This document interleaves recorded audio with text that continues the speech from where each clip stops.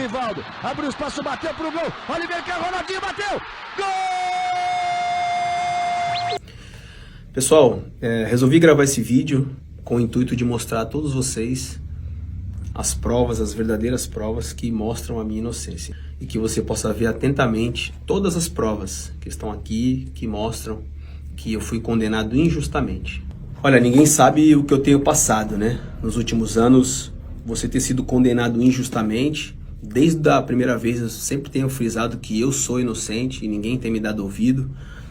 Você ter as provas, você querer falar e você não poder falar. Eu sempre fui instruído aos meus advogados a não falar nada. Ninguém sabe quantas vezes eu já chorei, quantas vezes a minha família já passou por dificuldades. Nós temos filhos, nossos filhos vão à escola, minha esposa anda como qualquer ser humano normal.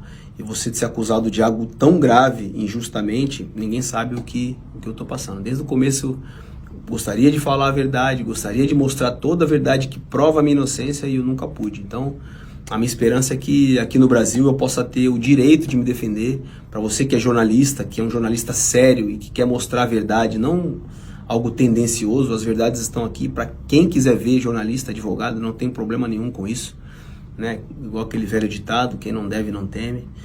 Mas em determinado momento eu pensei que eu estivesse num filme, de você estar sendo condenado por algo que você não fez. Você tem as provas que mostram isso, você quer mostrar a sua verdade, você também não pode falar porque estava em segredo de justiça, mas agora eu estou falando. Então a minha esperança é que a justiça seja feita e que todos possam ver a minha inocência. Olha, para todos aqueles que me acompanham desde criança, que se algum dia eu fui uma inspiração dentro do futebol para alguém, aí estão as provas que eu jamais cometi um crime. Sempre procurei dar um bom exemplo para vocês. Obviamente que já cometi os meus erros e hoje sou outra pessoa, mas jamais eu cometi um crime. Aqui estão as provas.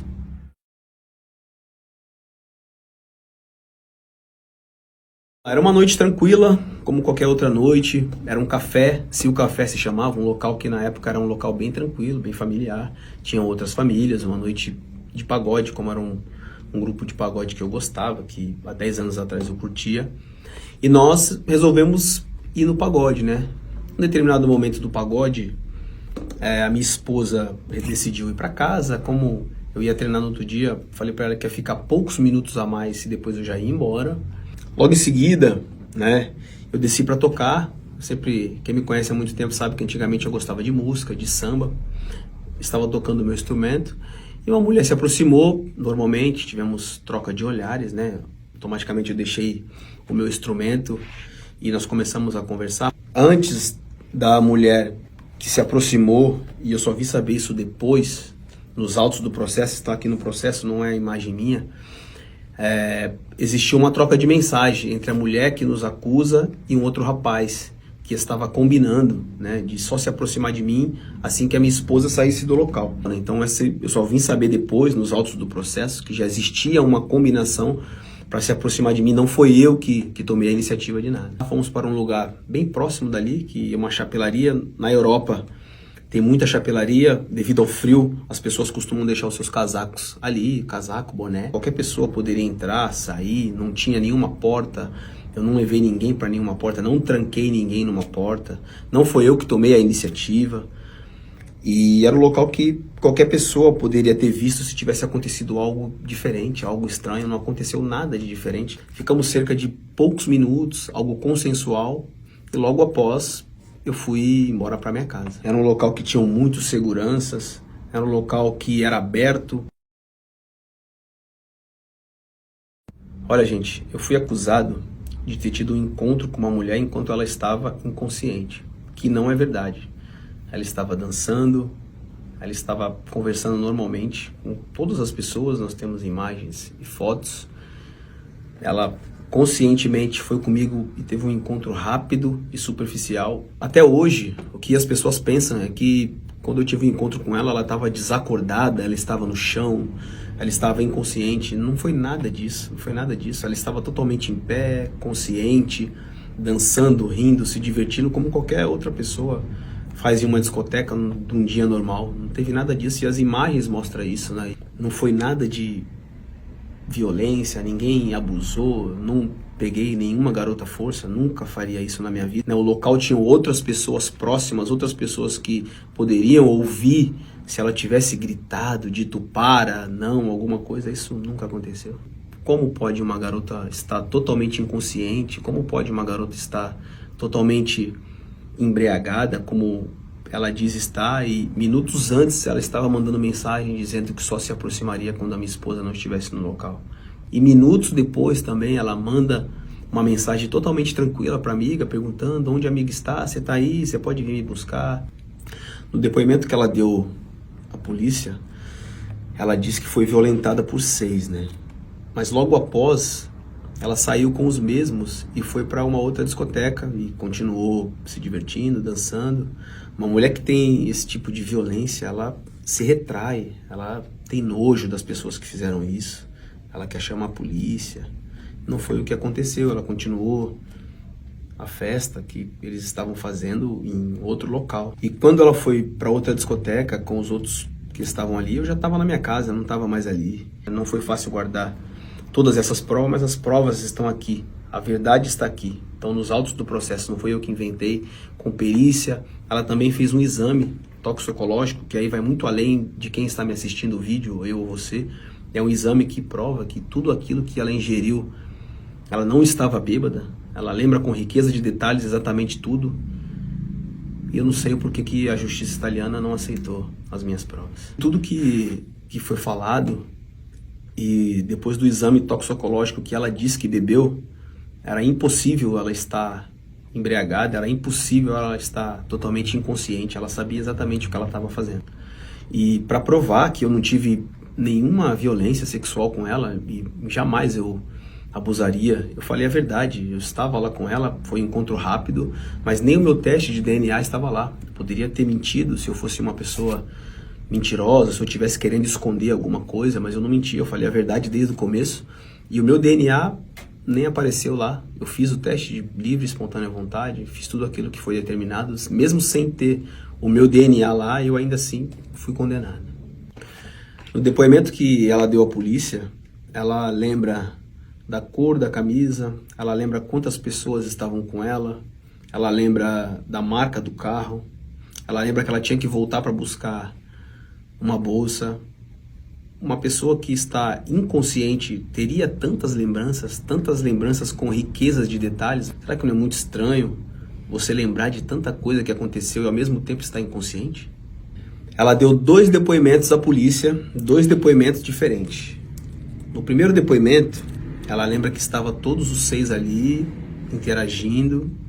No segundo depoimento, ela já lembra com mais riqueza de detalhes que eu tive uma intimidade com ela, ou seja, 4 meses depois ela lembrava mais. No primeiro depoimento ela fala uma coisa, ela não lembra, no segundo ela fala outra. Já mostra a incoerência na versão dos fatos dela. No primeiro depoimento em Bérgamo, ela lembra com riqueza de detalhes de todos os rapazes que estavam ali, mas ela estava inconsciente. Difícil você lembrar estando inconsciente. No segundo depoimento, que foi em Milão, aí ela já lembra que tivemos uma intimidade entre eu e ela, que foram 2 meses a mais, ela disse que lembrava. Então, existe essa incoerência.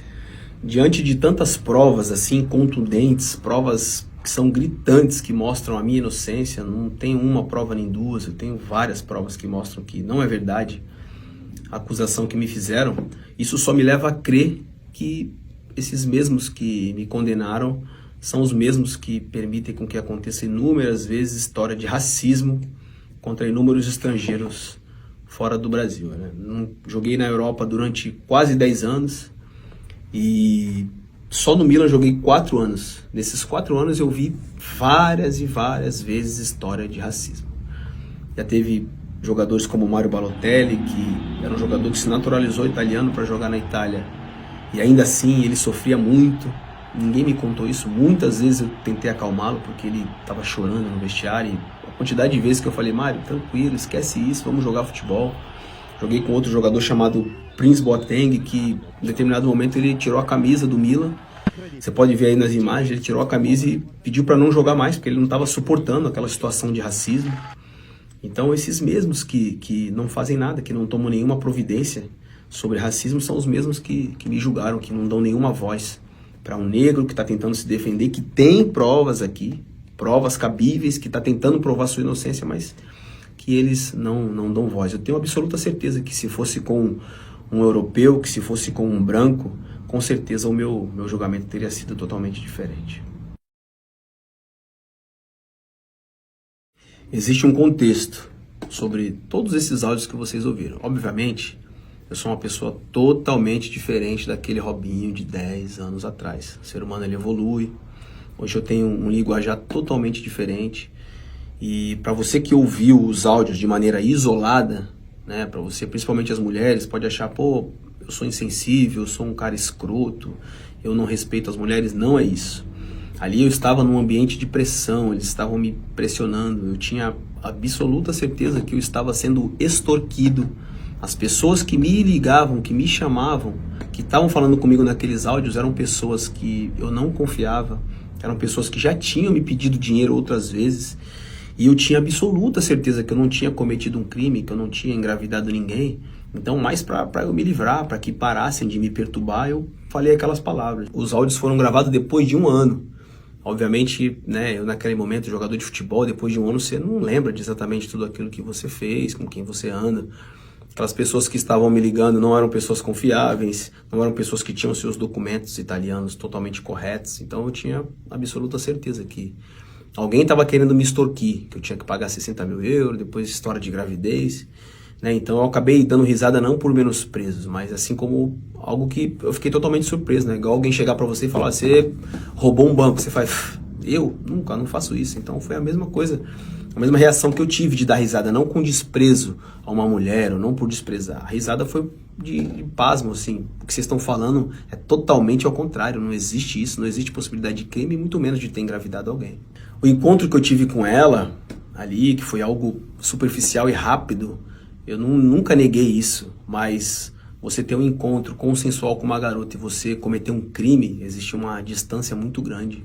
Isso nunca aconteceu, então por isso que nos áudios que eu falei, que palavras de baixo calão, acabei dando risada, foi porque eu tinha absoluta certeza que eu não tinha cometido nenhum crime e que também não tinha engravidado ninguém. Olha, todo ser humano erra, né? O erro que eu cometi naquele dia foi de não ter ido embora para casa com a minha esposa como deveria ter feito. Mas de você ter cometido um erro com a sua esposa, de você ser um criminoso, cometer um crime, existe uma distância muito grande, né? Muito diferente, é total. Eu acho que todo ser humano comete erros, é digno de ser perdoado. Não estou aqui questionando quem comete um crime. Quem comete um crime dessa magnitude tem que pagar e todas as mulheres têm o direito de se defender, mas não foi o meu caso. O meu caso foi uma grande injustiça. Olha, eu quero deixar bem claro que toda mulher tem o direito de fazer sua denúncia, se sentir violentada, né? Eu tenho mãe, tenho esposa, tenho mulheres que eu amo, minha filha, e toda mulher tem o direito de se defender, mas isso não foi o meu caso. O meu caso foi uma inverdade e uma falsa acusação. Gostaria de agradecer a todos que sempre me trataram bem, a todos que às vezes até mesmo sem informação acabaram me criticando, mas as mensagens estão aí. Muito obrigado pelo carinho de vocês e que vocês possam mostrar essa verdade para quem quiser ver.